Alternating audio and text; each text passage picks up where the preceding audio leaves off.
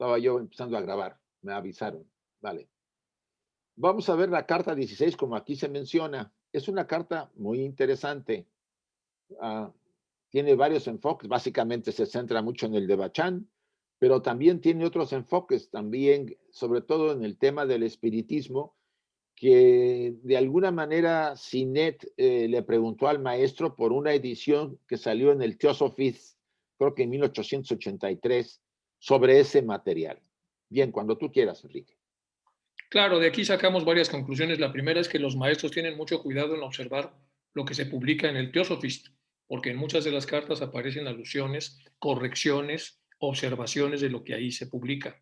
Entonces pusimos en el título Análisis semiótico, vamos a hablar un poco de eso, de algunas de las ideas de la carta 16 de las cartas de los Mahatmas.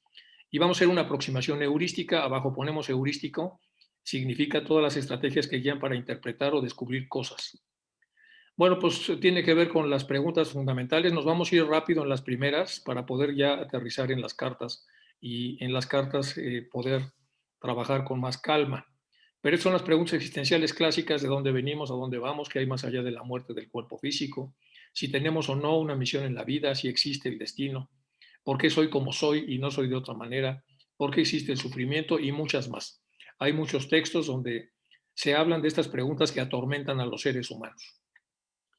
Eh, no iré tampoco demasiado. Lo único que me gustaría señalar es que Sinet tenía mucho interés en el tema de la muerte, por eso hay tanto material en las cartas sobre ese tema. Eso es todo. Claro, el tema de las cartas son la respuesta a las preguntas que se le hacen a los maestros. Y entonces estamos nosotros de alguna manera ubicados en esas preguntas. De todos modos, hay una gran expansión del conocimiento que hasta el momento se tenía. Ese es un señor que se llama David Cooper, es un señor relativamente famoso. Él tiene una teoría donde divide el conocimiento en metanoico, normonoico e hiponoico. Lo normonoico somos todos los que estamos aquí como estudiantes. Lo metanoico es aquel conocimiento al que no tenemos un acceso directo, o son cosas que son de muy difícil comprensión, o son cosas que están expresadas en un lenguaje que requiere claves para su interpretación. Entonces se convierte en metanoico. La metanoia puede ser seria y nosotros como teósofos ubicamos dentro de la metanoia seria a las cartas de los Mahatmas y a todos los escritos de H. P. Blavatsky.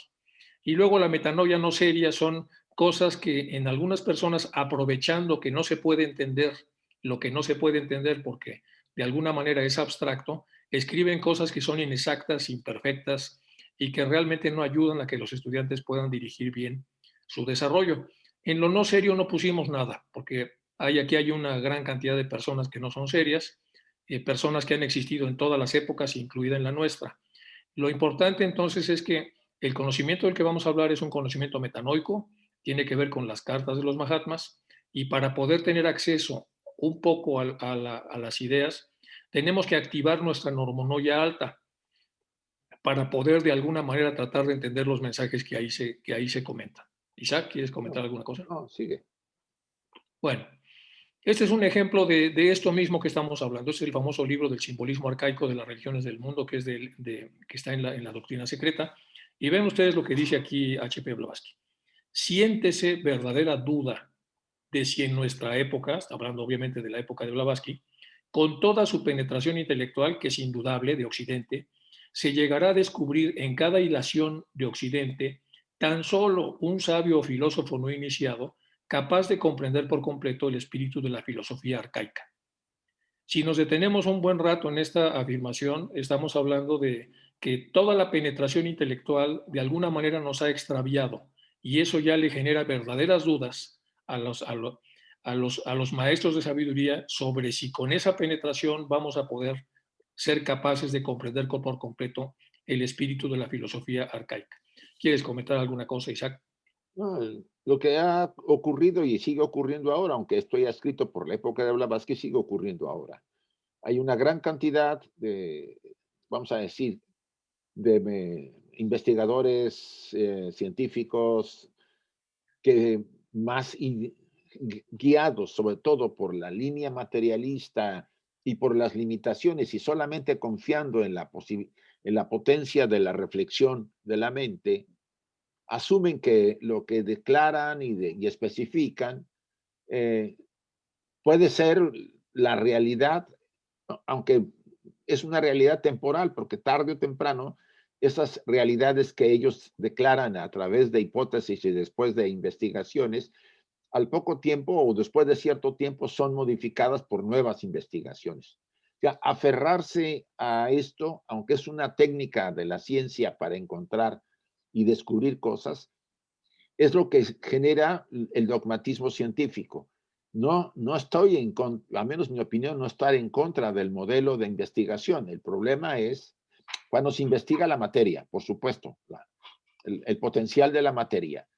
Pero Que el no se problema puede explicar todo, ¿no? No se puede sí, no explicar puedes todo. explicarlo todo con ese modelo. Sí, hay modelos para lo superior, hay modelos para lo Sí, inferior. El mejor de los modelos de lo inferior es el modelo de la penetración intelectual o el método científico, pero es insuficiente para poder contestar lo superior. Por sí. eso comentaba Sócrates que no podían ser correctamente contestadas cosas que son incorrectamente preguntadas. Cuando nosotros preguntamos de manera intelectual algo que corresponde a cualquiera de los niveles espirituales, no podemos tener una respuesta apropiada. Se quebraba la cabeza Krishnamurti para tratar de encontrar un terreno común y estirar lo más que pudiera la penetración intelectual para tratar de dar las respuestas, porque permanentemente se le preguntaban las cosas superiores a través de modelos intelectuales. Más o menos es lo que está aquí comentando Blavatsky, que ese es el gran problema a la hora de interpretar. Por eso vamos a utilizar algunos modelos acá, que bueno, vamos a seguir si quieren, les parece el índice temático. Vamos a ver la ubicación existencial, que es muy importante, comprensión de ciclos, etcétera. Nos pasamos rápido aquí. Vamos a ver con ubicaciones existenciales. ¿Por qué es muy importante la ubicación existencial? Porque dependiendo de dónde me paro, como decía Einstein, pues yo voy a ver las cosas que se ven desde el lugar en el que me he detenido, lo que habíamos visto ahora de lo que es el modelo científico. Por lo tanto, tengo que moverme para ver entonces qué es lo que tengo que ver, qué es lo que tengo que hacer, qué es lo que espero de lo que voy a ver y el grado de satisfacción que me va a dar lo que estoy observando son las ubicaciones existenciales. Esta es la realidad. Es una realidad movible. Depende desde dónde se vea, de qué altura y sobre todo de cuántos grados de diferenciación. Los tres grandes aspectos que hay para ver esto son la visión materialista, que es una visión incompleta, como ya lo estamos hablando, en donde dos de las grandes escuelas griegas empatan muy bien acá, que son los hedónicos, los de lo que todo es el placer, y los escépticos, que son los que dudan de todo. Por lo tanto, entonces, esta escuela que aparece aquí en gris solamente se incluye a sí misma y excluye las otras partes de la realidad.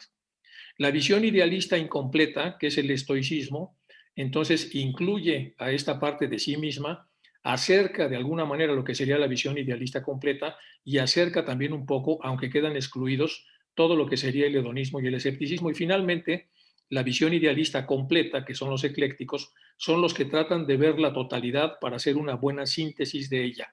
Un poco el modelo de los griegos antiguos y de los modernos sería el modelo hegeliano. Entonces, cuando se hace una buena síntesis, donde integramos esa totalidad, es cuando podemos llegar a algo más digerido de la totalidad de la experiencia de lo que llamamos realidad, por lo menos en el nivel en el que estamos los seres humanos. Isaac, ¿quieres comentar alguna cosa? Mira, el tema de lo que acabas de decir y la influencia de las visiones de los presocráticos, los socráticos, los postsocráticos, los neoplatónicos, etcétera, etcétera, pues, todo lo que es la filosofía, pues ha traído varias consecuencias al mundo actual. Yo no quiero traer al presente. Definitivamente la realidad es relativa y tiene que ver mucho con las estructuras de cada uno de los que perciben, como dices tú, de las ubicaciones existenciales, de todos los elementos que lo componen, de la educación, de los condicionamientos, de los escándalos que traemos del pasado. O sea, todo eso conforma nuestra ubicación existencial. Y si bajo ese enfoque nosotros vemos, pues es obvio que veremos una parte del gran cuadro, si podemos decir que se llama realidad, pero no será completo, será esa parte influida por esos elementos de los que tú ahorita has hecho una descripción desde el enfoque psicológico, digo, griego, filosófico. Sí, está bien. Y entonces, ¿qué es un teósofo? Un teósofo es un personaje en movimiento, capaz de ver la realidad cámica, capaz de ver la realidad manásica, capaz de entender o de observar la realidad átmica, capaz de entender la teoría de la reencarnación. ¿Sí me explico? Somos, de lo contrario, no seríamos buenos teósofos. ¿Y qué son los otros componentes de otras escuelas? Bueno, lo peor que podemos hacer es dogmatizarnos y quedarnos estacionados en una sola visión de la realidad. Para eso es este esquema. En el último libro de la doctrina secreta que estábamos revisando Isaac y yo, perdón, aparece una pregunta en un libro que dice, ¿quién está en posesión del verdadero conocimiento? Y la respuesta es los grandes maestros de la montaña nevada. En la parte de arriba viene una pequeña frase donde dice, a causa que desde el principio todas las criaturas sencientes, o sea, nosotros, han confundido la verdad y abrazaron el error por estar montados en la visión materialista, vino a la existencia para su bien un oculto conocimiento llamado Alaya Viña. Más abajo dice, se sabe que estos grandes maestros viven en la nevada cordillera himaláyica desde hace edades 50. Negar que allí moran sus grandes gurús parecería ridículo a los ojos de millones de indos que creen que estos gurús viven en los asmaras diseminados por arbas vertientes del Himalaya, etcétera, etcétera. Bueno, esto aparece entonces en uno de los textos del último libro que escribe Blavatsky de la doctrina secreta, y es para la parte importante que tenemos que detenernos acá, es lo que dice esta pequeña frase de acá. Desde el principio, todas las escrituras sencientes estamos confundiendo la verdad y abrazamos el error porque suena lógico, y por ello vino la existencia para el bien oculto de este conocimiento. Entonces, el conocimiento que recibimos de los Mahatmas, el conocimiento que recibimos de la doctrina secreta, es para corregir los errores de esta tendencia que tenemos como criaturas sencientes de confundir la verdad y abrazar el error solo porque suena lógico o porque nos es más cómodo con nuestros condicionamientos. Isaac. Pues sí, realmente volvemos al mismo tema, ¿no? El tema de abrazar el error. A veces lo abrazamos primero porque no sabemos que estamos en el error. Creo que la mayor parte de las personas actúan pensando que están correctos. Pocos son los que saben que están mal y que insisten en esa visión. La parte de abrazar el error puede tener muchos objetivos, o sea, está sustentada por muchos elementos. Primero, porque esa visión dogmática del error, o de esa verdad que yo creo que es verdad, pero que es un error, sostiene mi estructura, me da confianza y me da seguridad, ¿no? Que es el caso a veces del dogmatismo religioso o filosófico científico. El dogma está basado mucho en la inseguridad de la estructura que la sostiene. O sea, la persona dogmática, sobre todo recalcitrante, se sabe muy bien que es inseguro, que en el fondo hay una inseguridad muy grande y se cubre y se protege con esa afirmación de que él tiene la verdad y los demás están equivocados. Entonces, podríamos entenderlo en realidad como una parte de un fallo, vamos a decir, en la formación de nuestra estructura personal, la que nos va llevando a veces a ser dogmáticos o enfatizar una visión y no querer cambiarla ni abrazar una nueva visión porque nos da miedo en el fondo. Y eso tiene que ver con la estructura en la que nosotros nos estamos sustentándonos, o sea, la seguridad de que estamos bien con nosotros mismos. Y eso pues, nos lleva a lo que hemos visto que grandes científicos, incluso brillantes, a pesar de que sus hipótesis pudieran tener algún problema porque han encontrado nuevos descubrimientos, se aferran y niegan que eso sea verdad y tratarán de, vamos a decir, de disminuir y criticar en los nuevos descubrimientos para sostener su visión. Es un punto interesante a analizar, es todo.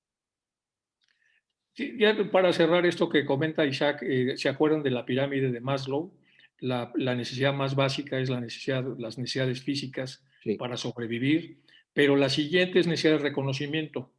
Y cuando nos estacionamos en esta necesidad de reconocimiento porque somos vapuleados por el medio ambiente, sobre todo el medio ambiente comercial, pues entramos en una zona de confort muy compleja, y ahí es donde está pues la gran mayoría de nosotros, los que habitamos este planeta en este momento, y por lo tanto cada vez que se nos reconoce porque hemos creído en algo o porque hemos leído algo o porque tenemos una biblioteca que habla de algo, pues difícilmente queremos cambiar o ver que esto está mal y tratarnos de empezar otra vez desde cero para empezar cualquier cosa.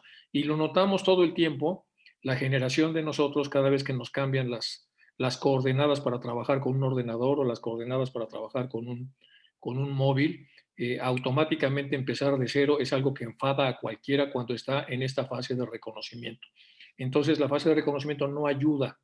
Esta necesidad de ser reconocidos es algo que también tenemos que trabajar como teósofos para trascenderla y ir más sobre la enseñanza y las verdades de la enseñanza más que el ser reconocidos o no reconocidos por la comunidad a la que pertenezcamos, Sí. ya sea para bien o para mal. Entonces es un tema que también requiere una buena reflexión.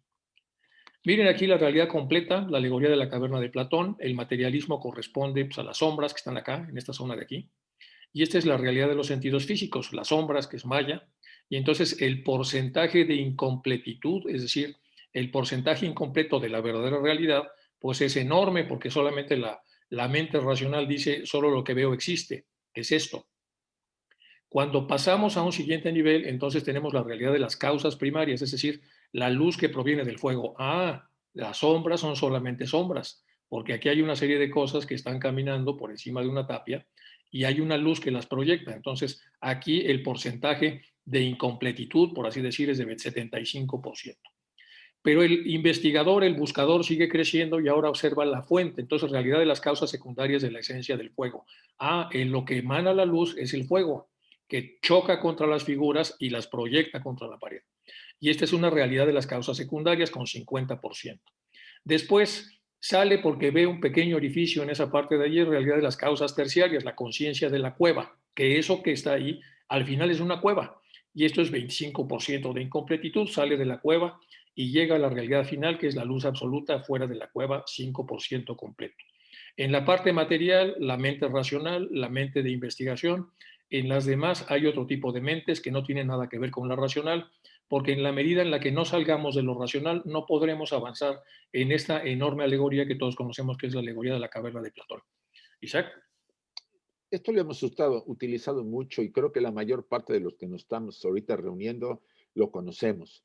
La temática de aferrarnos a una visión y una concepción, como comenta Enrique, pero para poder ver realmente, y eso lo escuchamos, lo leemos en la literatura teosófica, casi todos los instructores o los maestros o incluso los miembros de la sociedad que han escrito diferentes características en los libros, diferentes obras, hablan de aspectos como la intuición o la reflexión o el discernimiento, que sería la base, vamos a decir, para ir despegando poco a poco en la salida de esa caverna. En realidad, discernir no demanda demasiado, pero sí al que teme, al que tiene un dogma, o sea, una visión muy firme, muy cristalizada, le da miedo discernir, no quiere cuestionar eso porque asume que si discierne, si se cuestiona, pues se va a venir abajo toda esa estructura. Y eso es interesante que lo analicemos. Cuando estudiamos el material de la señora Blavatsky. Sí, aquí tenemos el materialismo, es reflexión, esta zona, como dice Isaac. Aquí es discernimiento, aquí es intuición, aquí es revelación y aquí es contemplación. Son posiciones existenciales todas diferentes. En la contemplación ya estamos en contacto con lo superior. En la revelación tenemos esbozos porque estamos muy cerca del orificio de la caverna. En la parte de la intuición estamos con el fuego de la sabiduría, de la verdad. Y en la parte superior de la reflexión, que es el discernimiento, nos estamos alejando de lo que nada más nos dicen los sentidos para tratar de emplear el juicio. Acuérdense que el pensamiento es idea, juicio y raciocinio. Ideas son representaciones mentales de objetos o sujetos. Juicios son posturas existenciales que una persona tiene respecto a una afirmación dada. Y el idea, juicio y raciocinio es la producción de conocimiento nuevo a partir del previo. Entonces, todo esto todo esto nos lo brinda el discernimiento. A partir de este momento es la frontera en donde empezamos ya a tener una visión completa de la realidad. Más adelante Platón también divide esto en eicasia, hasta dianoia, etcétera, hasta llegar al conocimiento verdadero. Pero, ¿qué tenemos que hacer como teósofos? Pues tenemos que trascender esto. Tenemos que atrevernos a caminar por acá y llegar hasta donde podamos, haciendo todas las etapas necesarias en todo lo que son los procesos de desarrollo. Por eso es que hablar de la realidad completa es muy importante cuando vamos a hablar una de las cartas de los maestros, porque lo que va a hacer la carta es que nos va a decir cosas que hay en esta parte desde el fuego hacia arriba y nosotros tendremos que creer en ellas porque la fuente es una fuente perfectamente creíble y todo lo que se nos va a decir, a pesar de que no lo podemos ver si es que estamos nosotros metidos en esta estructura o en este par de estructuras, nos abre todo un horizonte respecto a lo que realmente pasa en la parte invisible de la realidad. Quería quería yo completar algo. Una de Sí. las cosas que más nos limitan es el temor a dejar una visión que teníamos por una nueva. Hay mucho condicionamiento en nosotros, nos han condicionado, sobre todo a las ideas religiosas nos han condicionado.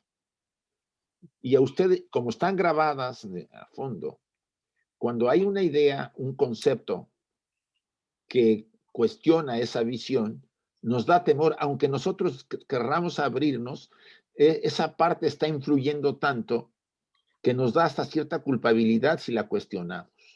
Entonces, deberíamos analizar esos temores al conocimiento, al no desechar lo que no está de acuerdo a mi visión personal, porque nos estamos perdiendo de muchos de los elementos necesarios para nuestro crecimiento, que es gradual, nadie lo niega.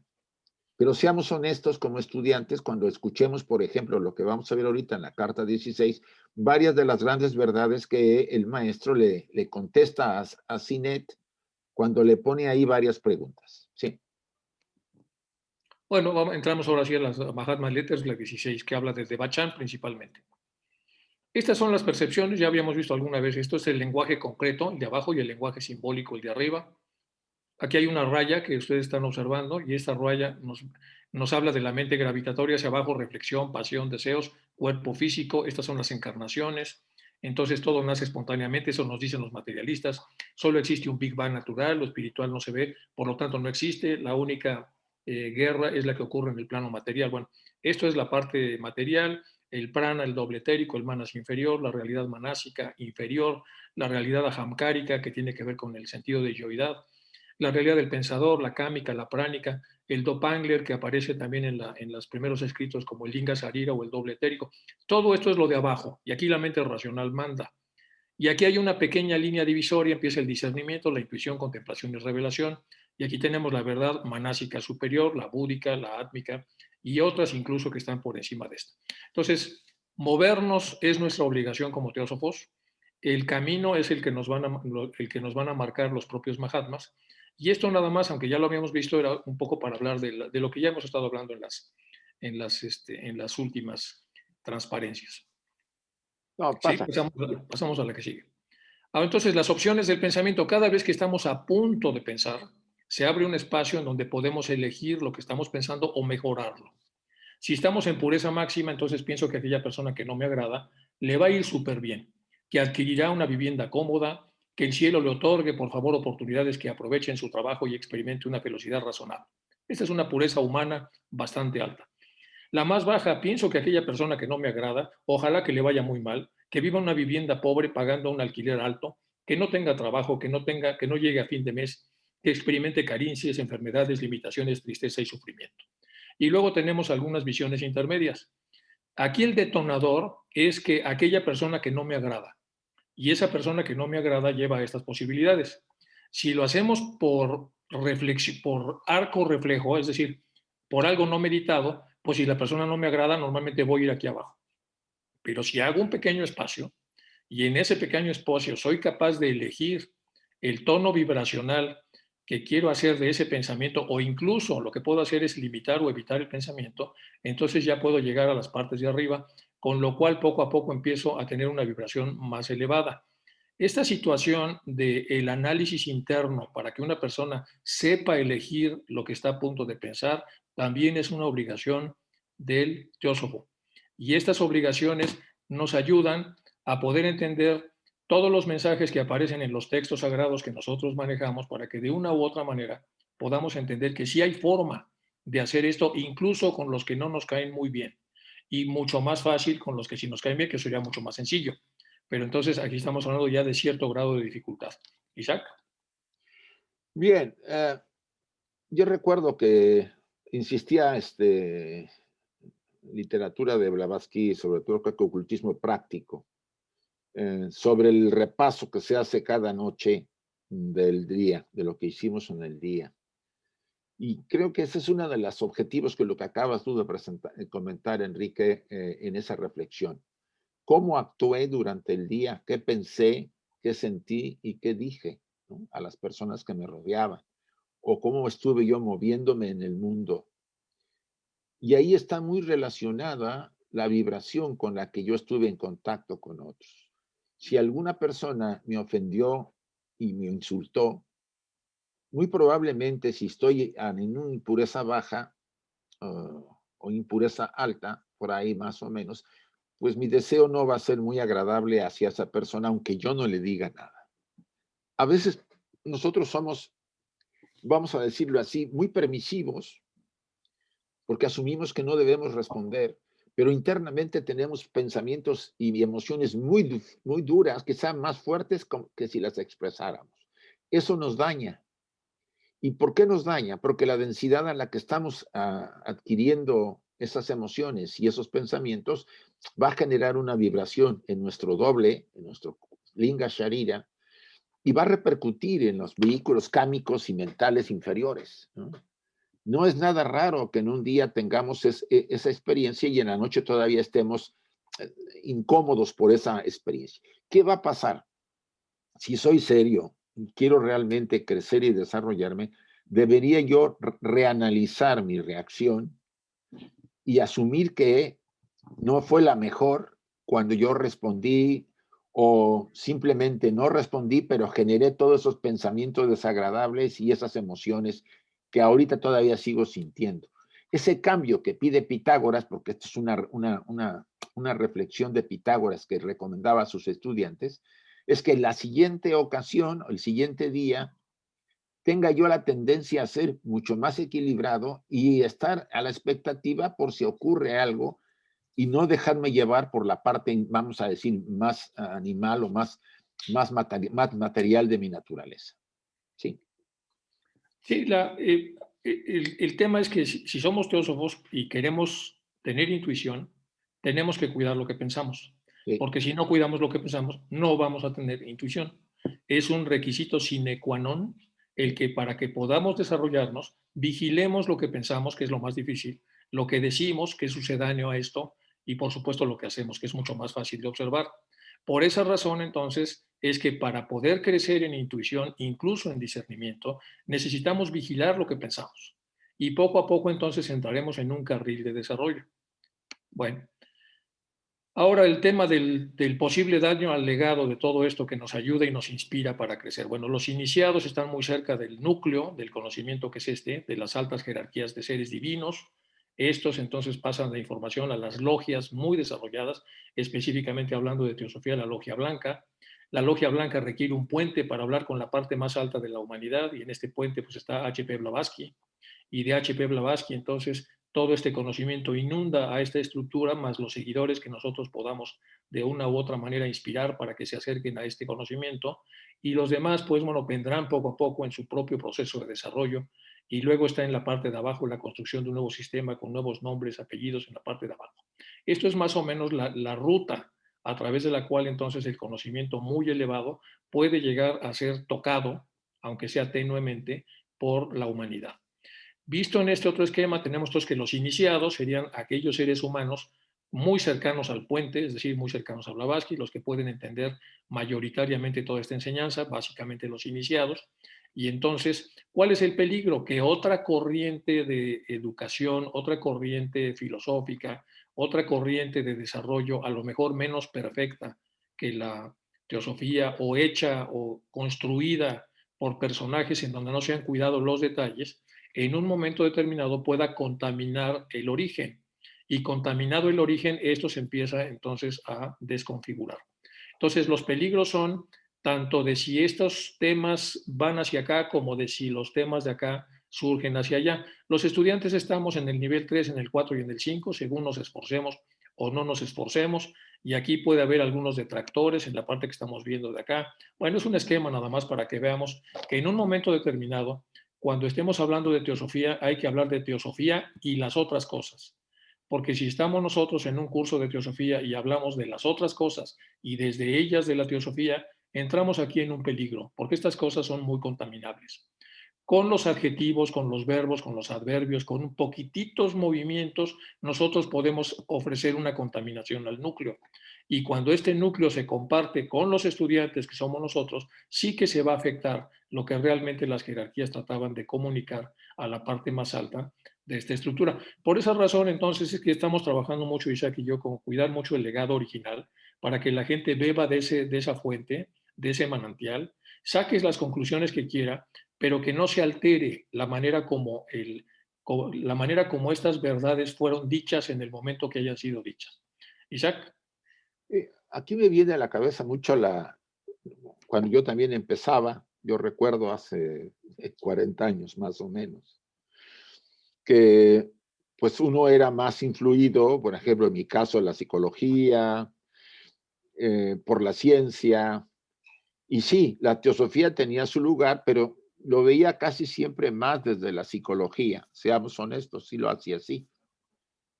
Pero poco a poco, y en realidad en todos estos años, yo me fui dando cuenta, en parte por las charlas que teníamos juntos, en parte por las experiencias, que la enseñanza teosófica era más penetrante, más completa y tenía la calidad de ese aspecto santificado, que para mí, yo lo veía así, ¿no? Que venía de la fuente más cercana a la verdad. Y es cierto, si ustedes analizan las conferencias que escuchamos, y ahora hay un montón de conferencistas de todo tipo, sabor y color, muchos de ellos, no digo que todos, algunos de ellos, voy a dejarlo así, en lugar de empezar por la teosofía y de ahí relacionar la teosofía, pues con, vamos a decir, la enseñanza hermética o vamos a decir, la gnosis primitiva o alguna otra escuela o alguna otra enseñanza, parten de esa enseñanza y se van a la enseñanza teosófica como un complemento. Y ahí está el peligro que comenta Enrique, que queremos adaptar la enseñanza teosófica a ese concepto que encontramos, por ejemplo, en la gnosis, cuando estuvimos estudiando a Valentino, ¿se acuerdan? En uno de las conferencias del año pasado, Valentino se acerca muchísimo a la enseñanza original porque Blavatsky tiene un comentario sobre su obra, ¿sí? Pero es obvio que Valentino y su escuela usan un lenguaje diferente, conceptos que se acercan mucho a los conceptos que Blavatsky comenta, por eso ya hizo muchos comentarios a Valentino para interpretar muchas cosas de ellas, pero sin esas claves nosotros podíamos distorsionar, así puedo decirlo, algunas de las grandes verdades que nos vienen a enseñar y que están, por ejemplo, en los materiales teosóficos. Eso sería uno de los temas que habríamos que cuidar mucho. O sea, partir de decir, de acuerdo, la teosofía tiene esta visión. Ahora, puedo decir que la puedo comparar, por ejemplo, con la enseñanza hermética, porque hay algunos elementos que se acercan a estos conceptos, pero la enseñanza hermética lo ve así. O sea, tener claro esa diferencia, en qué puntos coincidencias, en qué puntos pues parece que son diferentes. Por ejemplo, a mí me llamó mucho la atención, si ustedes analizan el budismo, que está también muy cercano a la enseñanza teosófica, que los budistas pues piensan, por lo menos en términos generales, muy por encima, en que la reencarnación también va para los animales, ¿sí? O sea que en los animales, los seres humanos podríamos reencarnar en animales. Es un concepto que hay incluso estudiantes de teosofía que creen así, lo ven así todavía, ¿no? O sea, y la realidad es otra. Al menos Enrique y yo, que hemos estado en unos retiros largos en los monasterios de budistas tibetanos, hemos encontrado, muy interesante, que sostienen esos conceptos, pero que son simbólicos. O sea, en otras palabras, es una manera simbólica de hablar de que el ser humano que tiene ciertas actitudes no muy agradables, muy densas, pues va a tener encarnaciones en su siguiente vida de forma, vamos a decir, muy lastimosa. Entonces, pero la gente lo ha hecho como si fuera una verdad, no se ha cuestionado, no se ha puesto a ver que la enseñanza teosófica dice que la puerta que se cerró para los que encarnan como anima, para los humanos y los animales no pueden encarnar en la humanidad, ni el humano puede entrar en la humanidad, en los animales. Pero eso se nos olvida porque hay una escuela que dice que sí se puede. Y eso que hasta eso no se analiza profundamente. Esto es un punto que es digno de analizar y este diagrama me parece muy interesante para poder dilucidar eso. Sí, Enrique. Entonces, como teósofos, discernimiento. Y tenemos que discernir entre todas las escuelas cuál es la más importante. Acuérdense que el discernimiento primario que toca Krishnamurti a los pies del maestro, pues la escuela teosófica. Eso es lo que tenemos que discernir porque somos teósofos. Y eso implica entonces cuidarla. Bueno, vamos con la semiótica. Distingue entre la denotación y connotación. Esto ya luego lo veremos con más detalles si les parece un poco más adelante. Pero este sí es importante. Lo que ya comentaba Isaac, se dan algunas enseñanzas como lo hacen los budistas y estas pueden ser simbólicas. Y si nosotros las tomamos al pie de la letra, ese es el peor peligro que hay para manosear o para alterar una verdad compleja. Entonces aquí vienen varios niveles. Por ejemplo, estamos hablando en esta parte de las metáforas. Operan en 3 diferentes niveles. Se dividen en el tenor, que es el término convocado de manera literal. El vehículo es el término figurado, en donde yace la fuerza expresiva de la metáfora, y el fundamento, que es la relación entre el tenor, que es el primero, y el vehículo. Aquí es la metáfora clásica, es sus cabellos eran de oro. Cabellos sería el tenor, de oro sería el vehículo. ¿Por qué el vehículo? Porque es algo que van a compartir tanto lo tácito, lo objetivo, como lo subjetivo que no vemos. Y el fundamento sería el color dorado que comparten ambos. Entonces, cuando dicen los budistas que si te portas mal en esta encarnación vas a reencarnar en un animal, de alguna manera lo están diciendo de forma figurada, como ya comentaba Isaac. Pero algún despistado lo toma de forma literal y se pone a dar un curso de budismo porque decía eso que en realidad era simbólico y no era literal, y entonces todo un contingente de personas empieza a tomar aquello como si aquello fuera realmente una verdad tácita, cuando en realidad no es una verdad literal, es una verdad simbólica. Al final se instruye la imagen invisible a partir de lo visible. Veamos acá entonces cómo era su cabello. Tenemos esta zona de acá. La parte visible, los cabellos, la gente a la que estamos hablando sabe lo que son los cabellos, eran de oro, pero el oro no corresponde a los cabellos, el oro es un metal. Entonces eso va en otra secuencia. Otro de los típicos es el que dice el timón de aquel barco que surcó Araba el mar. Araba es de un arado, no es del timón. Sin embargo, esto, aunque suena muy poético, en realidad son 2 canales. El canal de arar, que tiene que ver con un arado, y el canal que tiene que ver con el timón.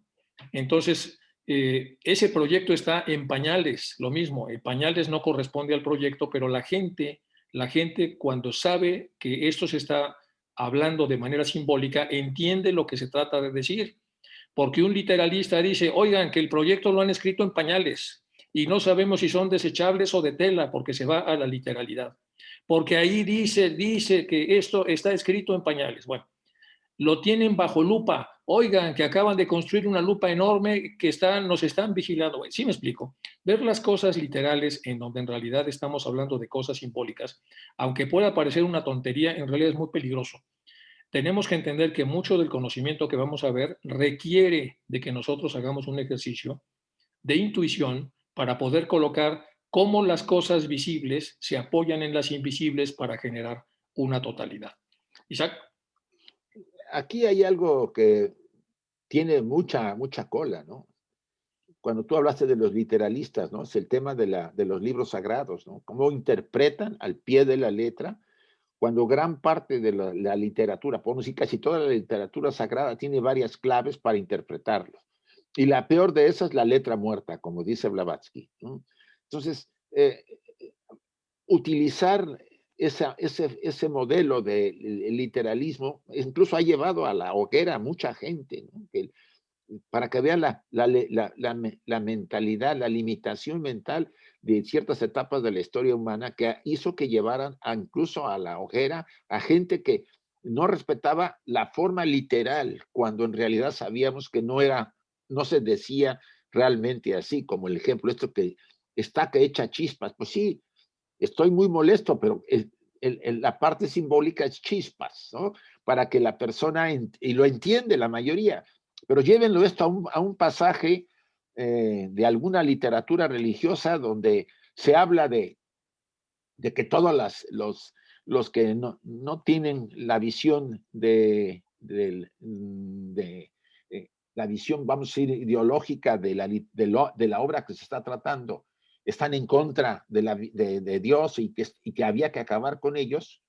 Estoy hablando exagerado, pero Pues esto es muy simbólico.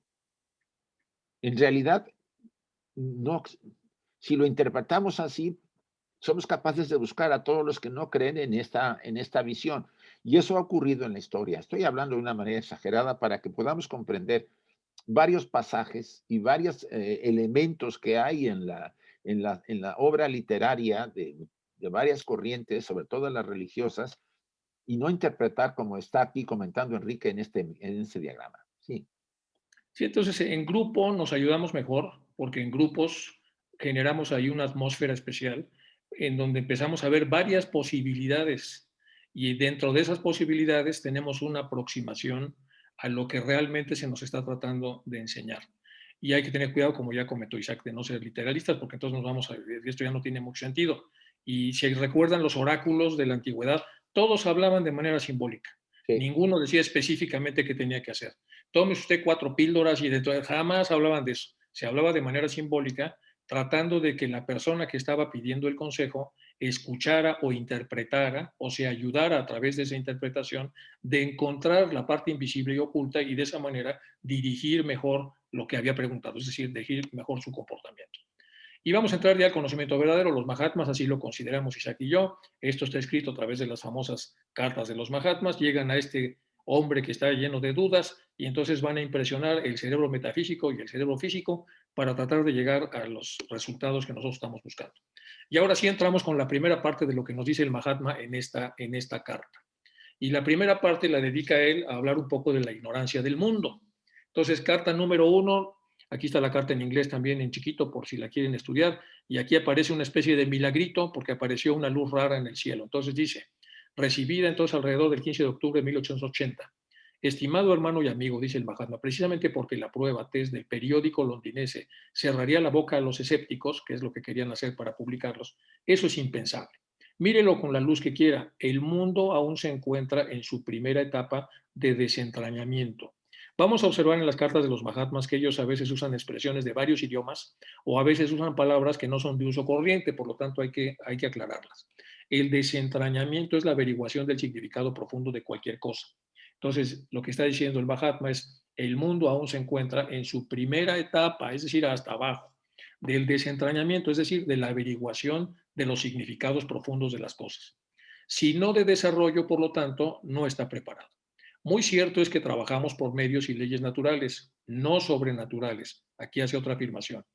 Pero como por un lado la ciencia se vería incapaz en su estado actual, a 1888, de dar cuenta de las maravillas dadas en su nombre, y por otro lado las masas ignorantes aún se quedarían viendo el fenómeno a la luz de un milagro, todo aquel que fuera así, hecho testigo del suceso, perdería el equilibrio y los resultados serían deplorables. Créame, sería así especialmente para usted quien originó la idea, y la devota mujer que tan tontamente se precipita hacia la puerta abierta que conduce a la notoriedad. Esta puerta, aunque abierta por una mano tan amistosa como la suya, muy pronto se convertiría en una trampa y ciertamente fatal para ella. Y eso no es seguramente su objetivo. Todo esto es porque de alguna manera se quería dar a entender muchas de las cosas que se decían en las cartas y decía esto lo debe saber todo el mundo y entonces vamos a convocar y saber calma. Los lectores de acá no lo van a digerir, no están preparados, no han solicitado esa información y por eso lo dice de una manera tan contundente. Pero en esta respuesta del Mahatma hay un montón de detalles que sería bueno revisar. El tema de que muchas cosas nos llevan a la notoriedad y esa es una puerta con trampa. sí. El tema de que cuando vemos cosas que no entendemos las convertimos en milagros. El tema de que la ciencia se vanagloria de cada descubrimiento y en su estado actual de dar cuenta de las maravillas siempre en su nombre. Esto que se ha descubierto es por el nombre de la ciencia. Y lo más importante, que estamos fritos. El mundo aún se encuentra en su primera etapa de desentrañamiento. Estamos hasta abajo, entonces estamos haciendo lo que podemos para tratar de subir. Isaac. Esta parte es interesante porque el famoso milagrito que quería, como dice Sinet, que no era un milagro, sino era el manejo de ciertas leyes. En aquella época, Sinet estaba muy entusiasmado. Él, acuérdense que era el director del Pioneer, el periódico este de la India, y él quería que, por eso sugirió un ejemplo que es el periódico, ¿no?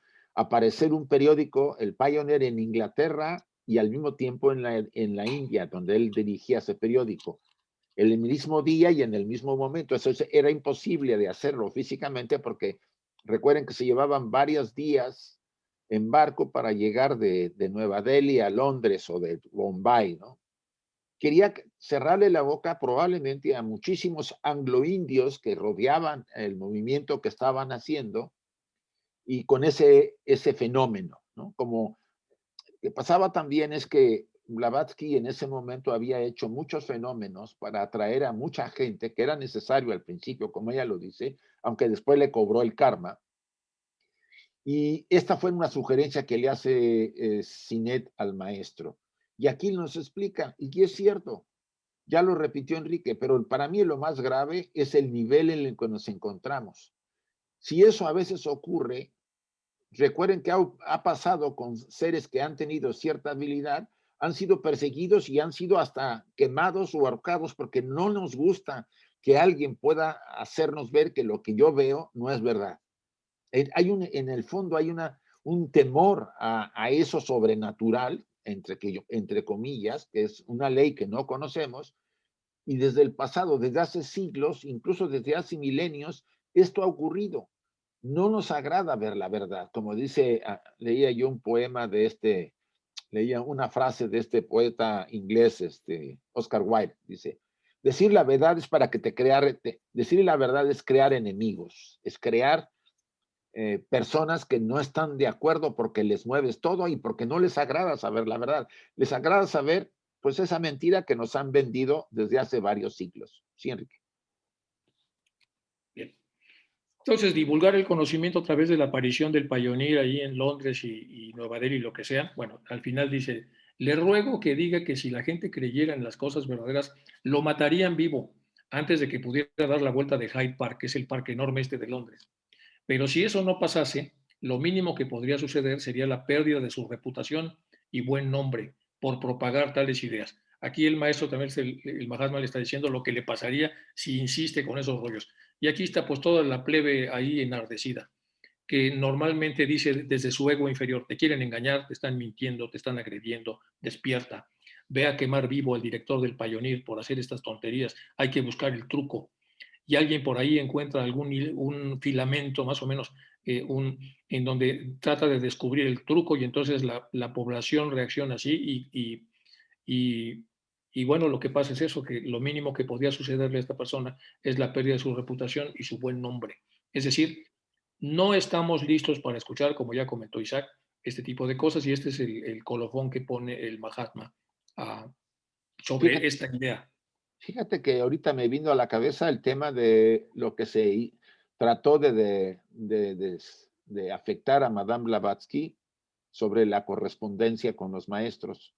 Los Coulomb alteraron todo el proceso de los lugares donde recibía las cartas cuando ella se ausentó de Adyar, para que se pareciera que metía ella las cartas y que estaba engañando a toda la gente y que eran creación suya. O sea, vean lo que había producido en personas que se supone confiaba Blavatsky porque los había recogido, les había dado de comer y los tenía en Adyar, pero en confabulación con me parece que una jerarquía de la iglesia anglicana y de algunos otros personajes políticos, querían acabar con ella. O sea, la reputación de Madame Blavatsky se vio muy afectada y sobre todo tan afectada porque incluso amigos de ella que lo conocían, pues le dieron la espalda. Por eso ella se va a diariar. Entonces, dense cuenta lo que dice el maestro en la anterior página, en el anterior diagrama. Si un periódico hubiera hecho lo que dice acá, divulgar, hacer aparecer el periódico en dos lugares, materializarlo, por ejemplo, en dos lugares, si eso, que sería obvio y no sería posible de cuestionarlo, generaría lo que podemos pensar contra que hubiera un engaño, imagínense lo que ya había generado el tema de las cartas y la correspondencia y lo que le costó a Blavatsky, casi no solo a la salida de la India, sino el darle la espalda a una gran cantidad de amigos de ella que habían trabajado codo con codo y ahora la veían como, pues, como una engañadora, como que todo había sido mentira. Sí, Enrique. Sí, está otra vez el tema de la posición existencial, la postura. Ustedes divulgan una verdad de este calibre y la gente, sin pensarlo, se pone en la postura de me están engañando. Y entonces ya todo lo que ve es sospechoso y empieza a urdir y a modificar la realidad para que la postura existencial que tuvo se Sí, confirme que realmente. Entonces, eso es parte de la ignorancia en la que todos estamos sembrados. Asumir una postura existencial cerrada, cuando en realidad, por supuesto, como teósofos, lo primero que tenemos que hacer es tener una postura existencial abierta, abierta a lo que vamos a escuchar, a lo que vamos a ver, etcétera. Y luego la tercera de estas dice, en cuanto a la naturaleza humana, en general dice, se puede afirmar que es la misma ahora que hace 1.000.000 de años. O sea, estamos como estos cuates que están aquí. Eso es lo que dice el Mahatma. Llena de prejuicios basados en el egoísmo, una renuencia general a renunciar a un orden establecido de cosas por nuevas formas de vida y pensamiento, apegos, condicionamientos, y el estudio de lo oculto requiere todo eso y mucho más. Hay orgullo y obstinada resistencia a la verdad si se alteran las nociones previas de las cosas. sí. Tales son las características de su época, 1888, pero ahora no estamos tan lejos de esa situación. Y especialmente en las clases media y baja, que son más sugestionables y más susceptibles de ser manipulados. ¿Cuáles serían entonces los resultados de los fenómenos más asombrosos, suponiendo que consintiéramos en que se produjeran? Por muy exitoso que sea, el peligro aumentaría proporcionalmente al éxito.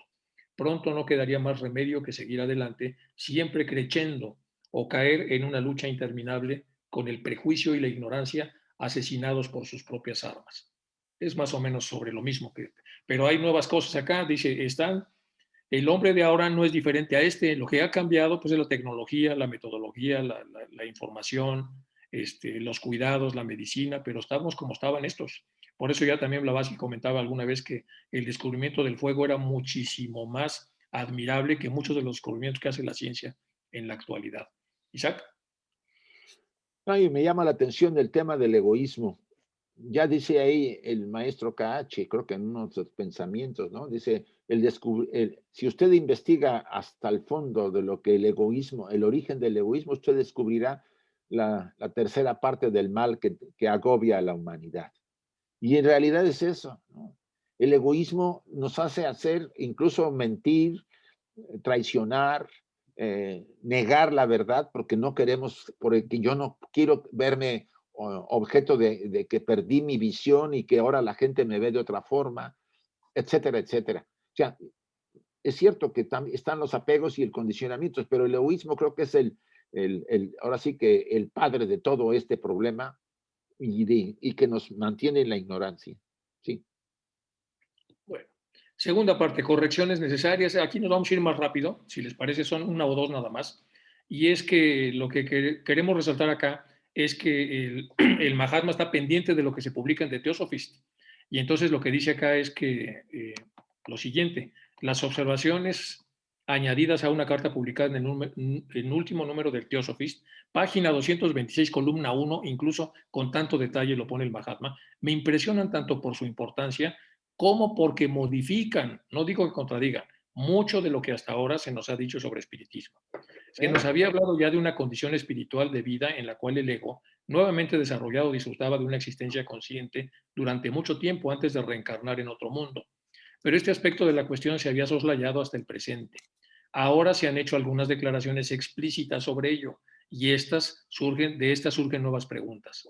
En el de Bachán he prestado mi teosofista a un amigo y no lo tengo a la mano como referencia, pero sí lo recuerdo bien. Este es el nombre que se le da al estado de beatitud espiritual descrito. El nuevo ego retiene al parecer íntegramente el recuerdo de su vida en la tierra. Bueno, pusimos de este lado lo que fue ese número de The Theosophist, que fue bastante difícil encontrarlo, y luego la dichosa columna que aparece aquí en inglés, donde se dice eso que el maestro está corrigiendo. Isaac. Sí, en realidad el maestro no solamente va a sugerir, porque realmente siempre lo hace con mucho tacto, se lo sugeriría también a la señora Blavatsky, pero también al señor Sinet, cuando se dirija sobre el tema el budismo esotérico, ¿no? Y en las dos obras que escribió Sinet, porque hubo vamos a decir, modificaciones, incluso Blavatsky también lo menciona sobre Sinet, visiones que en su momento los interpretó de esa manera y después el maestro y Blavatsky lo aclararon mucho más ampliamente para darle una visión más profunda a esos conceptos. Sí, aquí insiste Sinet, esta es parte de la primera, bueno, de la primera parte de la carta 16, cuando empieza a hablar de Sukravati, como dice, o de Bachán, donde el Buda habla de ello, ¿no? Se refiere a ese mundo, a ese lugar que está alejadísimo y pero que van a ir todas las entidades que han tenido una actitud bondadosa, etcétera, etcétera. La corrección es básica y debemos estar siempre dispuestos. ¿Qué ejemplo nos dejaría, por lo menos en lo personal? Que puedo en un momento dado cambiar mi visión cuando yo descubra que me he equivocado. A lo mejor mi visión era limitada y ahora al descubrir en uno de los estudios una forma de mayor amplitud, reconocerla y aceptarla, ¿no? O sea, abrirme a ese nuevo conocimiento. O sea, es como una corrección a mí mismo cuando yo descubro algo nuevo. Y eso a mí en lo personal me pasa con mucha frecuencia, sobre todo cuando tratamos de temas tan variados ahorita con tantas conferencias diferentes, pues de repente te quedas y dices, oye, eso no lo sabía. Qué interesante punto de vista. Y eso es una corrección a la visión, vamos a decir, limitada que teníamos en ese punto. Sí, Enrique. Bueno, pasamos. Esta es sobre el Tágata.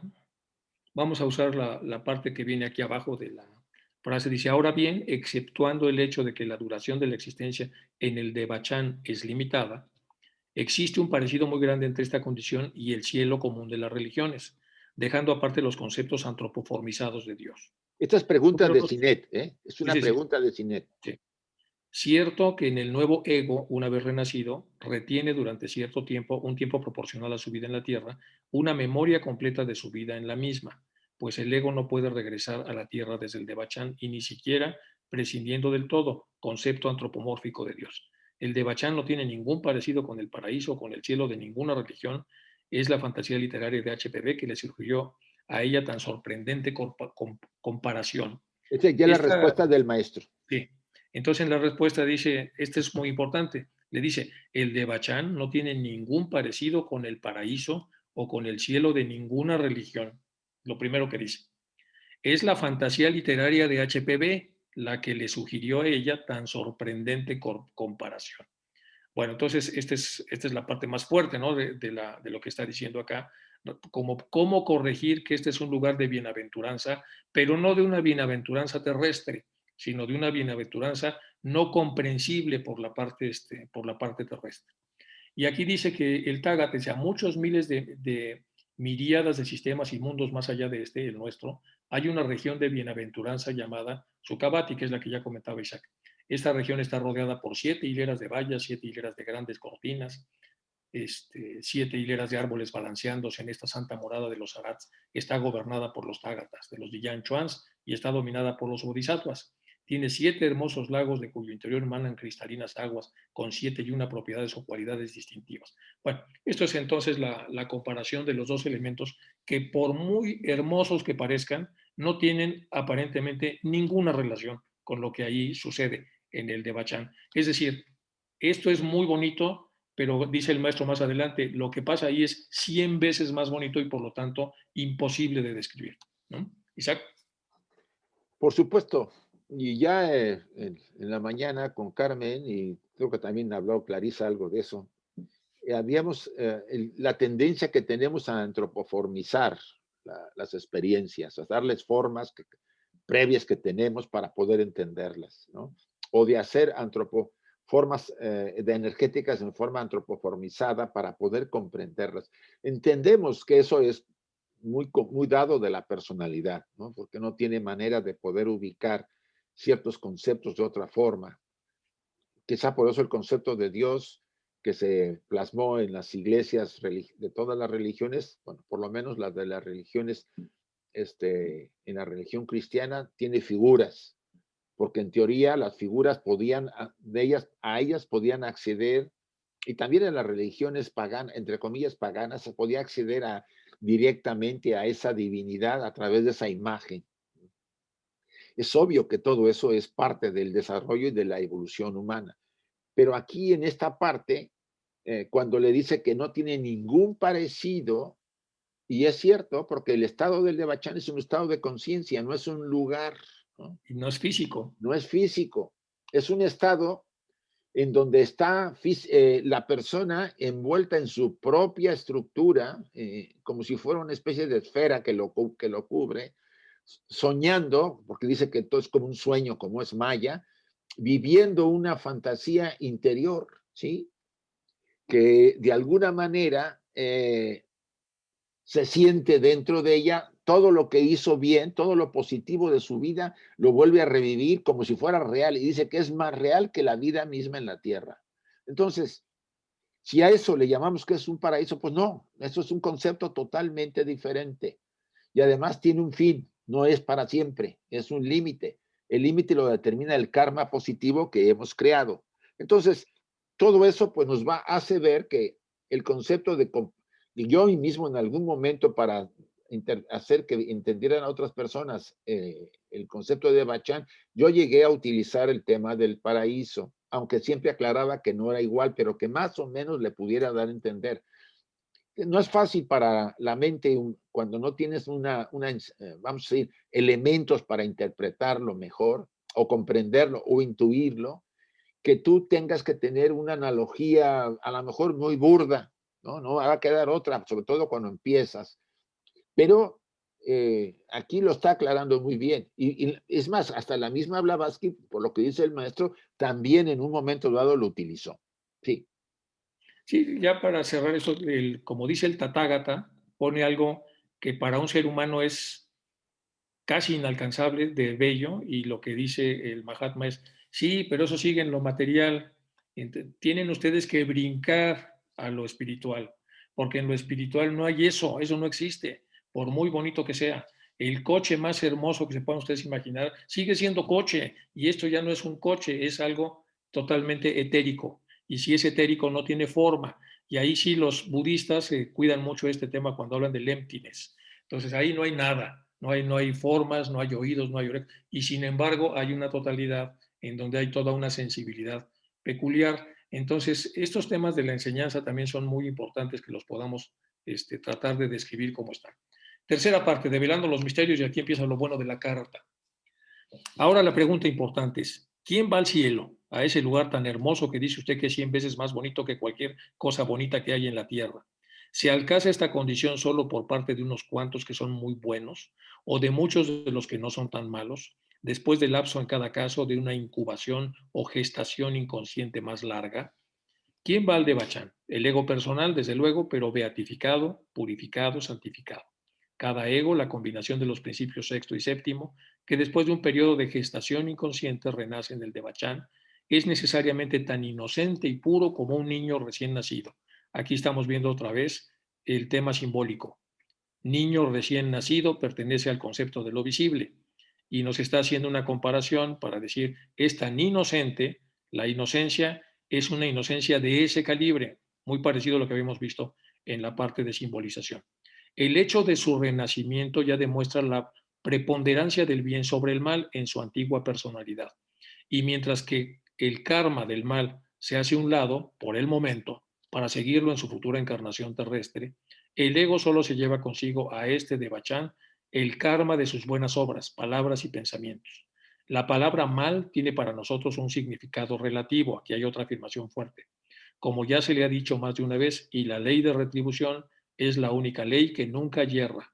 Por consiguiente, todos los que no se han hundido en el cieno del pecado irremediable y de la bestialidad irán al Devachan. Estos tendrán que pagar por sus pecados, voluntaria o involuntariamente, más tarde. Mientras tanto, serán recompensados y recibirán los efectos de las causas que produjeron. Isaac, aquí un montón ya de información aquí. Sí, por supuesto. Esto es más complejo de lo que podríamos entender. pero es un punto importante porque Sinet tenía muchas dudas, pensaba que solamente los Mahatmas o los grandes almas podían ir a ese lugar, ¿sí? Al Devachan. Y dice el maestro que no. Y siempre hemos dicho que la mayor parte de la humanidad, por si no una gran parte de la humanidad, es más buena que negativa. Y es cierto. Y es aquí donde algo dice ella, dice, por eso dice él, si no se han hundido en la bestialidad irremediable o en el pecado, todos tendremos una, vamos a decir, porción de ese Devachan, un tiempo en él, en función de las, vamos a decir, acciones positivas, inegoístas que hayamos hecho durante la vida. Y eso se agotará lentamente y durará periodos del Devachan van desde algunos años hasta siglos y hasta milenios en algunos casos, en función de cada sujeto que lo tenga. Dice que hay tantos Devachanes como sujetos van ahí, porque las características varían. Pero aquí me interesa mucho comentar el tema de la palabra mal. Dice, para ellos, nosotros tiene un significado relativo. Ahorita estamos viendo, y lo veremos mañana nuevamente, porque se repite el tema, en el estudio de la doctrina secreta del tomo tercero, que el mal es una necesidad de la evolución. Los maestros lo ven así y no lo ven como nosotros lo hemos calificado y como las religiones que hemos practicado en Occidente le han dado un contexto de fatal, de negativo que hay que rechazar. Al contrario, si no hubiera mal, no entenderíamos el bien. Si no hubiera un día, el día si no hubiera noche, no entenderíamos el día, y etcétera, etcétera. Nos vamos a ir a los opuestos. Este universo es mezcla de espíritu y materia. Todos lo tenemos. Y la dualidad de espíritu y materia nos permite a la mente tener conciencia de las cosas, por lo menos en esta limitada visión que tenemos actualmente todos, en este plano. Siempre comparamos una cosa contra otra para entenderla. Yo siempre le he puesto la pregunta que les decían en el curso. Imagínense que no existiera el mal. ¿Cómo estaríamos? Sin evolucionar, no nos moveríamos. En realidad deberíamos ir más a fondo respecto a este tema. Por eso ellos declaran que tienen otra manera de verlo, ¿sí? Eh, pero que no se le niega a un estudiante que debe traspasar esa dualidad, vamos a decirlo, por eso inocente y puro como un niño recién nacido. Tarde o temprano, esa naturaleza que es nuestra naturaleza esencial, tendremos acceso a eso cuando la polaridad que nosotros nos mueve ahorita se vaya integrando, tarde o temprano. Eso es lo que podemos llamar, pues, realización, iluminación, como ustedes quieran. Pero eso va a ocurrir porque es parte del proceso de la evolución humana. Vayan por las líneas que vayan, tarde o temprano nos encontraremos cercanos todos porque es el camino que todos seguimos. Sí, aquí hay mucha información. Cuando hicimos el libro de Más allá de la muerte física, nos tardamos un buen rato en el tema de la gestación. Entonces aquí la toca un poco rápido. Los principios sexto y séptimo, porque hay que recordar que lo más sutil del quinto principio pasa al sexto a través del puente y el otro pasa a través del antacar. O sea, es bastante complejo el tema. Y dentro de esta complejidad nos pone una metáfora. Dice, cuando finalmente llega ahí, llega como niño recién nacido. Y esto da para que un grupo discuta cómo se imaginan ellos esta metáfora. ¿Qué cosa es renacer o llegar a ese lugar como niños recién nacidos? Y nos da una clave, inocencia. La característica fundamental al llegar ahí es inocencia. ¿Y qué es la inocencia? Pues la persona que, bueno, eso ya vendría en las logias, en las ramas, a tratar de discutirlo, pero es una belleza esto, es un conocimiento superior, comprimido, para que podamos leerlo, abrirlo, porque tiene mucha información, y después de abrirlo, discutirlo y tratar de encontrar las claves de lo que ahí se está mencionando. Entonces vamos a ver aquí el de Bachan, análisis por extensión. Dice, el ego personal, cuando sea esforzado y desarrollado, por supuesto, llega al de Bachan. Desde luego, pero debido a sus esfuerzos conseguidos, beatificado, purificado, santificado, va al de Bachan o zona de bienaventuranza. Cada ego, la combinación de los principios sexto y séptimo, y hay otro tema mucho a estudiar. que después de un periodo de gestación, otra vez un tema a estudiar. Inconsciente renace en el Devachan. Y aquí un ejemplo del tenor. El tenor es el término convocado de manera literal, que ya habíamos visto la metáfora. Bueno, el tenor, el Devachan, vehículo, el esfuerzo y desarrollo, fundamento, la bienaventuranza. Tenor, el ego, el de Devachan, vehículo, niño recién nacido, fundamento, la inocencia. ¿Qué quiere decir? La inocencia del niño recién nacido en lo visible es igual a la inocencia del ego recién nacido, el Devachan, en lo invisible. Y con esa vinculación podemos nosotros profundizar. Esa es la enorme ventaja de utilizar las metáforas. Vamos ahora con lo que sigue con la carta. Por supuesto que este es un estado, por así decirlo, de intenso egoísmo durante el cual el ego recoge la recompensa de su altruismo en la tierra. Esto está otra vez para superestudiar. Es un estado de intenso egoísmo durante el cual el ego recoge la recompensa de su altruismo en la tierra. Está completamente absorto en la dicha de todos sus afectos personales, sus preferencias y sus pensamientos terrenales y recoge allí el fruto de sus acciones meritorias. Ningún dolor, ninguna pena, ni la sombra de una aflicción llegan a oscurecer el luminoso horizonte de pura felicidad, porque es un estado de perpetuo maya, como ya comentaba Isaac. Es una especie de maya etérico, puesto que la percepción consciente de la propia personalidad en la tierra no es más que un sueño evanescente. Ese sentimiento será igualmente el de un sueño en el de Bachán, solo que 100 veces más intenso. Isaac, lo Pues sí, el tema fragmentamos. de la recompensa a intenso egoísmo. Ya hemos hablado del egoísmo que a todos nos trae fritos, y seamos honestos. La parte de la yoidad, ¿no? Que nos hace sentirnos de alguna manera separados, ¿no?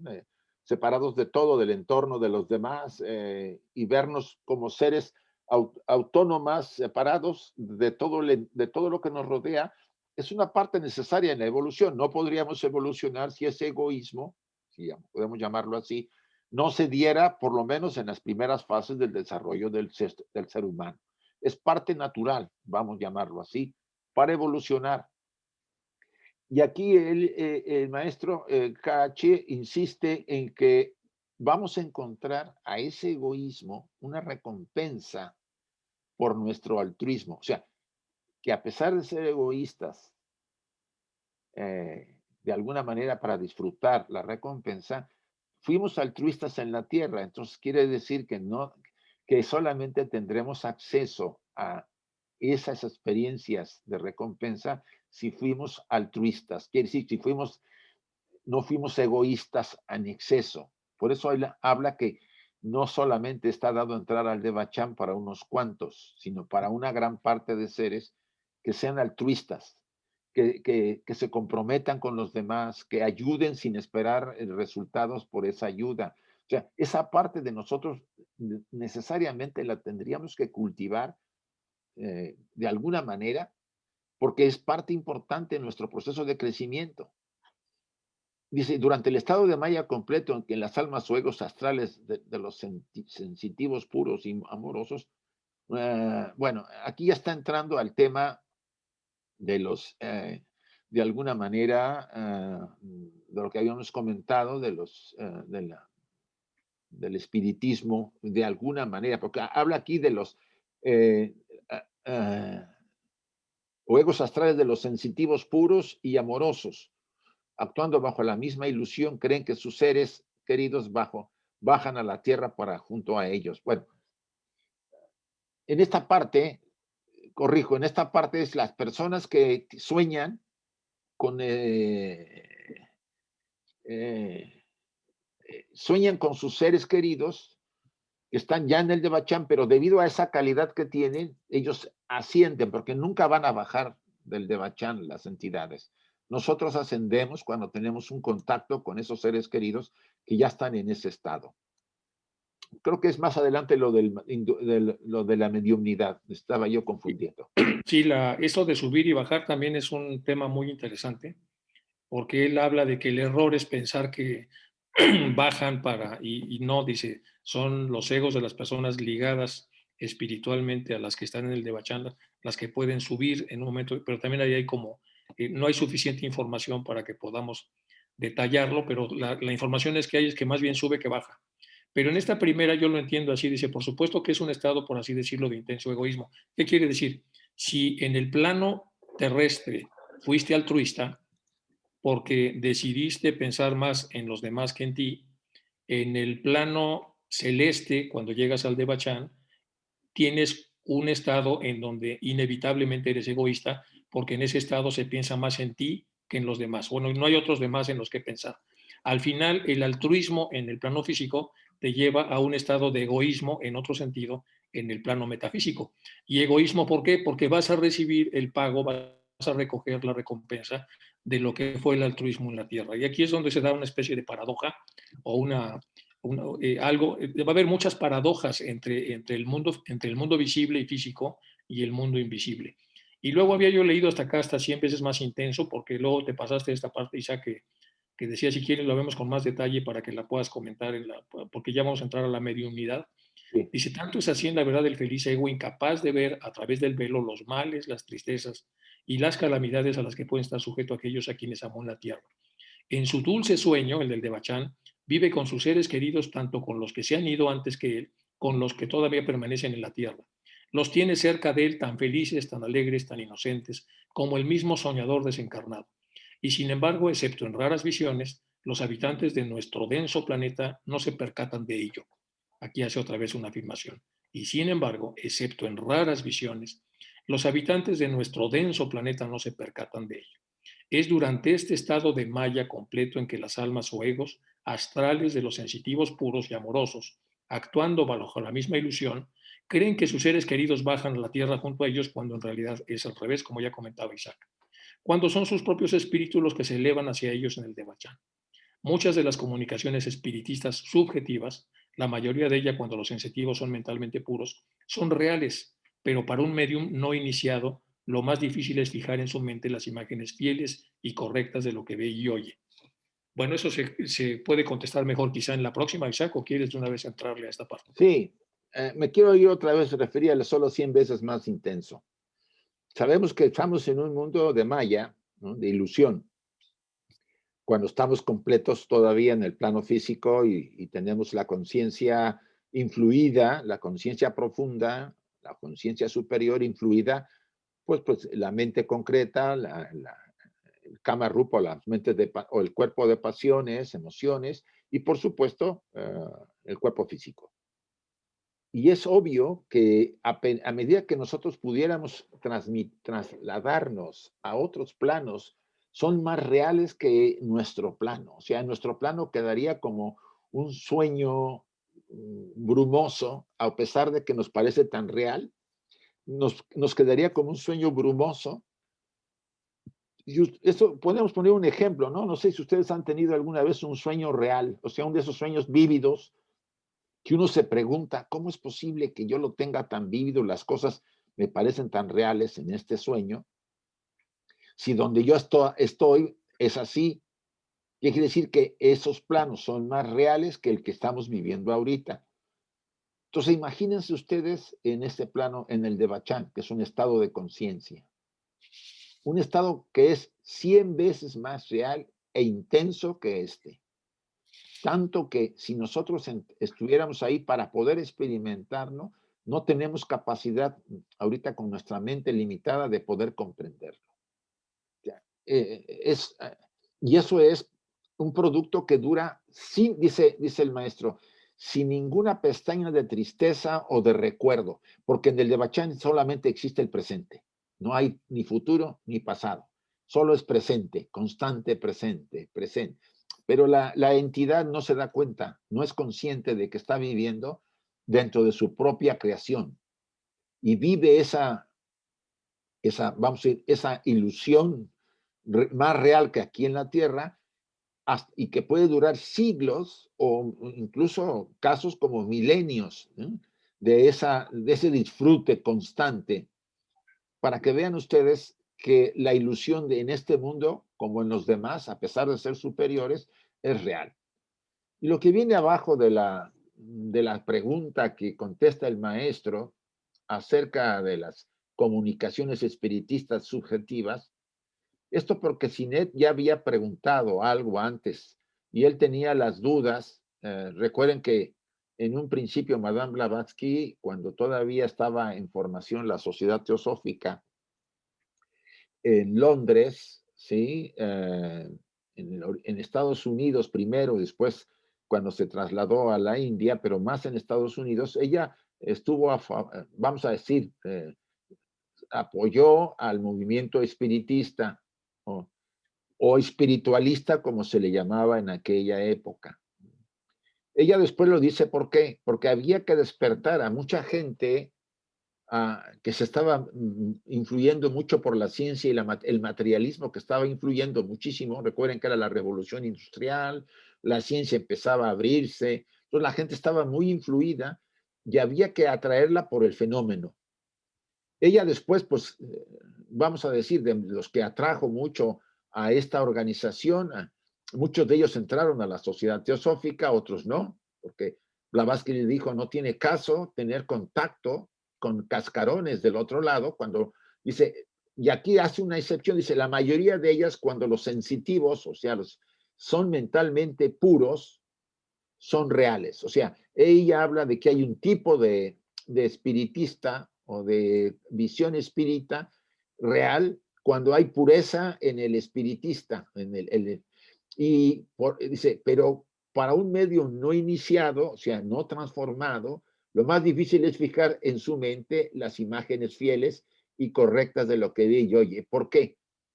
Porque normalmente un medio común no recuerda cuando sale de una sesión de espiritista, ¿sí? Si ustedes, él pregunta, ¿qué pasó? ¿Qué ocurrió después cuando estuve yo en trance? ¿No? Porque el que actúa ahí es el espíritu guía.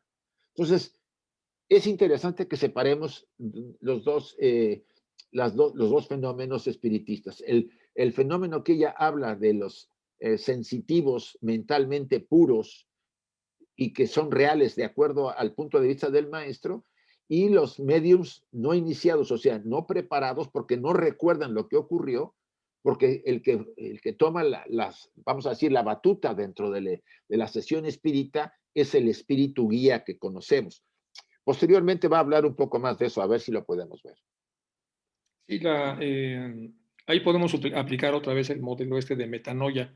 A Hay ver. una parte metanoica del espiritista puro y hay otro del espiritista bajo que anda con cascarones nada más y en un entorno mucho más denso. Pero de lo que comentabas respecto a la capacidad de sentir, que es como la sensibilidad que dice que es 100 veces más, más importante en esos planos, es porque si la sensibilidad máxima a la que podemos aspirar en el cuerpo físico, que es muy denso, es una determinada, eh, imaginamos entonces cuando ya el cuerpo físico no está y se va sutilizando esta capacidad.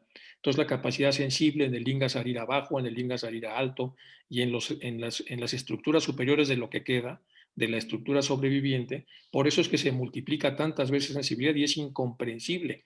Es una sensibilidad, lo que comparte con lo que sentimos acá es sensibilidad. Lo que no compartimos es que es imposible de imaginar. Es imposible de imaginar por el grado de sutileza a la que está. Como verán, hay mucho material para discutirlo en las ramas y para que podamos nosotros, a través de los diferentes trozos, tratar de profundizar en la enseñanza que nos da el Mahatma. Bueno, aquí tenemos un poco es la última interpretación antes de entrar ya en el tema del resto de las cartas. Dice una parte del organón de Aristóteles menciona un método para abarcar la diversidad de pensamiento, es decir, la totalidad cuando la vemos desde un tramo de realidad.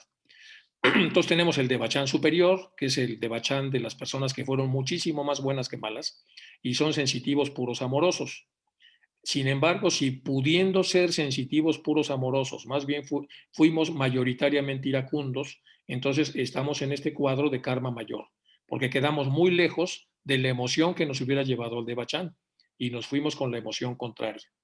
Si nosotros aplicamos acá el contradictorio, sería no amoroso, es menos que iracundo, entonces tendríamos un karma menor. Si luego nos vamos con el contrario del no amoroso al no iracundo, tendríamos un devachan inferior. Aquí ya tendríamos acceso al devachan, aunque en menor escala que el devachan superior. Y si nosotros estamos en los sensitivos puros amorosos, por ejemplo, a través de un análogo a solo 45 grados. Tendríamos entonces emociones muy parecidas a los sensitivos amorosos puros, con lo cual tendríamos acceso al Devachan superior. Todo esto es la totalidad a la que nos enfrentamos como seres sencientes. Y la capacidad que tenemos de medir nuestros pensamientos antes de que salgan a la conciencia es, nos estamos jugando esto. Nos estamos jugando los debes y haberes como en un libro de contabilidad, en donde abonamos acá, aquí, acá, o abonamos a la parte superior. Y de esto va a depender entonces, nos jugamos todo, porque va a depender entonces nuestra estancia en el Devachan superior. Ya comentaba Isaac en el slide anterior que nosotros pensamos, debido a las tradiciones religiosas en las que hemos crecido en Occidente, que solamente hay un paraíso y ahí estamos para siempre, y solamente hay un purgatorio y ahí estamos momentáneamente, pero la idea de temporalidad es diferente a la que aparece en las cartas de los Mahatmas y en la sabiduría antigua. Por lo tanto, entonces, eso estorba mucho para que la gente pueda ver que en realidad hay varias encarnaciones, varias posibilidades. Vamos a volver a tener la oportunidad de pensar, vamos a volver a tener la oportunidad de mejorar lo que pensamos y por lo tanto de nuestra estancia en el Devachan, etcétera. Cuando lo vemos todo como una totalidad donde que lo que pasó ya pasó y no hay ninguna otra opción, entonces obviamente que cuesta mucho trabajo poder ensamblar estas ideas. Isaac. Bueno, el tema, el tema del Devachan da para mucho, como ya lo hemos hablado, y lo hemos estado estudiando también en el instituto. ¿Qué quiere decir el tema? Todos van al Devachan. Una gran parte de la humanidad va, pero no todos van. ¿Cuáles son los que no van? Los que se han entregado a la parte pecaminosa, como dice, que se han sumergido en el pecado, en las partes más densas, ¿no? Emocional, mental y físicamente. ¿Qué ocurre con ellos? Pues están un largo periodo en el cama loca, o sea, en el purgatorio, como comentó Enrique, probablemente en los subplanos nada recomendables, nada agradables, porque en realidad el purgatorio tiene 7 subplanos y van desde los más negativos hasta los menos negativos. El purgatorio nunca será un lugar de bienvenida para nadie. Y si podemos pasar ahí en segundos o en minutos sin entrar al tema, sería lo ideal, pero para eso tenemos que estar vibrando a una densidad muy sutil. Pero el que no puede entrar es que no tiene ningún rasgo ¿cómo decir? Que experimentar en el Devachan. Por eso hay casos en que no pueden entrar. No son la mayoría, son excepciones. Pero también, por ejemplo, los niños recién nacidos no entran al Devachan porque no han cometido nada, no han hecho nada y han muerto al momento de nacer. Ellos tienen otro tratamiento, son las famosas excepciones, ¿sí? Entonces, ¿qué les impide a estas entidades no entrar? Pues esa oscuridad de que los envuelve totalmente durante su vida. ¿Qué ocurre con ellos? Pues después de un largo periodo en el purgatorio o cama loca, como nosotros lo llamamos, regresa y encarna en la tierra. Si se sigue hundiendo, tiene un gran peligro. Y eso lo vemos más adelante cuando habla el maestro del planeta de la muerte. Que en esa siguiente vida se hunda más, y cuando regrese otra vez después de morir a este plano del al cama loca, que es el plano más submaterial que puede haber, ¿no? Es un plano semimaterial comparado con nosotros, pudiera caer en una dimensión en donde ya no volvería y sería, se puede decir, reciclado, como dice el maestro, ¿no? El planeta de la muerte. Y eso finalmente se muestra como un borrar del libro de la vida de esa alma esa experiencia en la tierra. Esto es algo que muchos puede ser que les sorprenda, pero es parte de esta enseñanza oculta que sí vale la pena tenerla presente, no para asustarnos o para pensar que tenemos que hacer acciones especiales, no, para vivir de una manera más consciente, más atenta, ¿sí? Sobre todo, y cuidar nuestros pensamientos, sobre todo, que son los que nos mueven constantemente. Si somos capaces de mantener esos pensamientos en una vibración sutil, o supongan ustedes media, ya no vamos a hablar de pensamientos elevadísimos, sino que más o menos nos movemos en un rango de sutil a semisutil, más o menos, ya vamos beneficiándonos de las posibilidades que tenemos con esta enseñanza. de tener experiencias, incluso en vida, en relacionarnos con gente que vibra más o menos como nosotros, a tener menos problemas en nuestra vida diaria, porque el karma no nos va a cobrar como nos estaba cobrando anteriormente, etcétera, etcétera. O sea, la enseñanza es para ponerlo en práctica.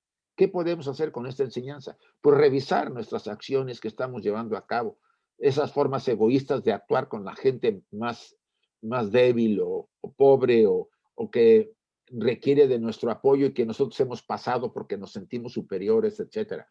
O sea, siempre hay oportunidades para rehacer nuestra vida y ir purificando nuestro corazón. Enrique. Sí, hay que entender que la sensibilidad aumentada en los planos sutiles, que está en el Devachan, pues también está en el Kamaloka. Ahí el sufrimiento pues también es del cocol, o sea, muchísimo más intenso de lo que nosotros pudiéramos imaginar en el plano físico. Entonces nos estamos jugando mucho si no entramos en este tipo de reflexión, y probablemente por eso los Mahatmas critican tanto a muchas de las religiones que han minimizado, superficializado o disminuido el conocimiento pleno de este tipo de cosas. Bueno, entonces tenemos el puro, es el original, conocimiento real, análogo. Bueno, era lo mismo del anterior. Vamos a pasar a la que sigue por acá. Orden secuencial, consistencias suficientes entre textos y contextos. Y aquí empieza un detalle con el que yo creo que vamos a acabar esta primera parte, Isaac. Sí. Vamos a necesitar otra sesión, pero es para ver el ejemplo de los evangelios y de lo que es la información que ha sido modificada.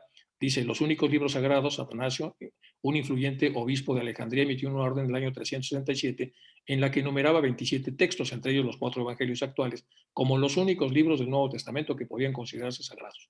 El Evangelio de Judas, el documento fue descubierto al final del siglo XX y luego pasó muchos años vagando entre traficantes de antigüedades. En la biblioteca Bienneke de la Universidad de Yale retuvo el documento durante 5 meses, pero finalmente no lo adquirió porque tuvo dudas sobre su procedencia. Acababa de haber un escándalo también de un documento del Kai Khalil ahí también encontrado en ese mercadillo de Egipto, en donde sí se había demostrado que era falso el documento, entonces no quisieron entrar en problemas. Y aquí viene ya la famosa historia, entonces, con un leve temblor, y lo pone muy poético el National Geographic, con un leve temblor parkinsoniano en las manos, el profesor Kasser cogió el antiguo texto y empezó a leer en voz clara resonante el pedicán, ausplanei, las extrañas palabras eran copto, el lenguaje hablado en Egipto, y entonces autentificó el famoso papiro que es este. El erudito de 78 años, uno de los expertos copto más acreditados del mundo, terminó la lectura y depositó con cuidado la hoja sobre la mesa, en una lengua preciosa, ¿verdad? Egipcio escrito con caracteres griegos. Bueno, la idea es que esto cambia totalmente, esta situación la estamos poniendo para ver cómo cambia totalmente la percepción de una realidad cuando los que están interpretándola se toman muy a la ligera el modificarla, y esto va a afectar brutalmente a la población. Vivimos ahora incluso en una época en donde la alteración de las noticias hacen estragos en los cerebros nuestros y determinan nuestras preferencias, nuestros odios, incluso la forma como decidimos vivir nuestras vidas. Y son noticias creíbles pero alteradas. El Evangelio de Judas resulta mucho más tentador que una caja vacía, pero hasta el momento todas las pruebas realizadas confirman su verdadera antigüedad. El National Geographic Society, que contribuyó a financiar la restauración y traducción del manuscrito, ha encargado a un importante laboratorio de datación de carbono 14 y se encontró, bueno, todos los datos indican que tiene altísima probabilidad de ser cierta, y como sabemos es un evangelio donde cambia totalmente la idea de lo que es el destino en donde una persona tiene que hacer algo que no es grato, pero lo tiene que hacer para que se cubran las características que el destino ha puesto sobre ellos.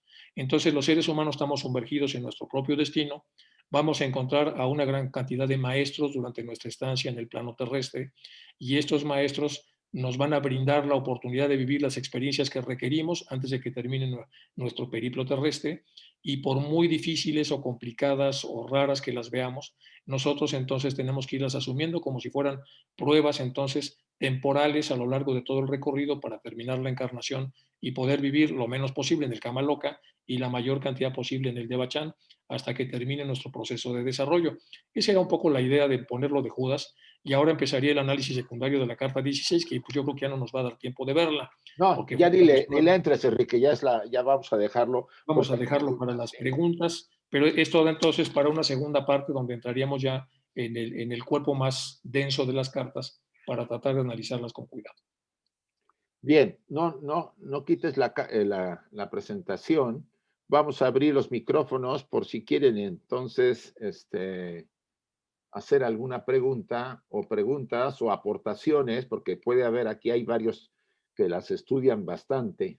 Solamente les pedimos que sean breves cuando ustedes utilicen el micrófono para que otros puedan también hacer preguntas o complementar con alguna experiencia personal, por favor. Ya están abiertos los micrófonos, por favor. Yo, Isaac. Sí, Salomón. Bueno, es con respecto a Devachan, yo supongo